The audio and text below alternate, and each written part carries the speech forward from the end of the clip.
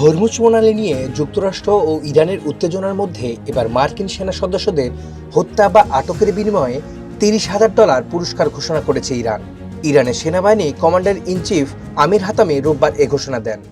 یک آمریکایی رو بکشد যে ব্যক্তি কোনো মার্কিন সামরিক সদস্যকে হত্যা বা আটক করে ইরানের সেনাবাহিনীর যে কোনো ইউনিটের কাছে হস্তান্তর করবেন তাকে $30,000 সমপরিমাণ পুরস্কার দেওয়া হবে। به هر کدوم از یگانه‌های সাহসী ইরানি নারীরা এই ধরনের কোনো কাজ করলে দ্বিগুণ পুরস্কার পাবেন। এমন কাজকে জিহাদ হিসেবে উল্লেখ করে ধর্মীয় পুরস্কারও দেয়া হবে। مالی شرکت کنند اما به ضمانت তবে মার্কিন সেনাদের কোথায় বা কখন হত্যা কিংবা আটকের চেষ্টা চালানো হতে পারে সে বিষয়ে হাতামি কোনো বিস্তারিত তথ্য দেননি।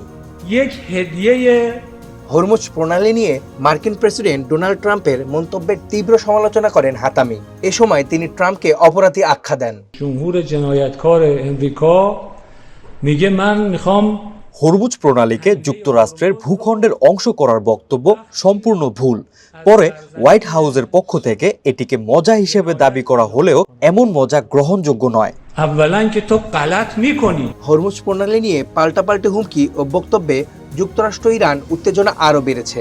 এর মধ্যেই মার্কিন সেনাদের টার্গেট করে ইরানের এই পুরস্কার ঘোষণা পরিস্থিতিকে নতুন করে আলোচনায় এনেছে। غلط بزرگی کردن گفتن شوخی میکنیم شوخیش هم غلط زیادیه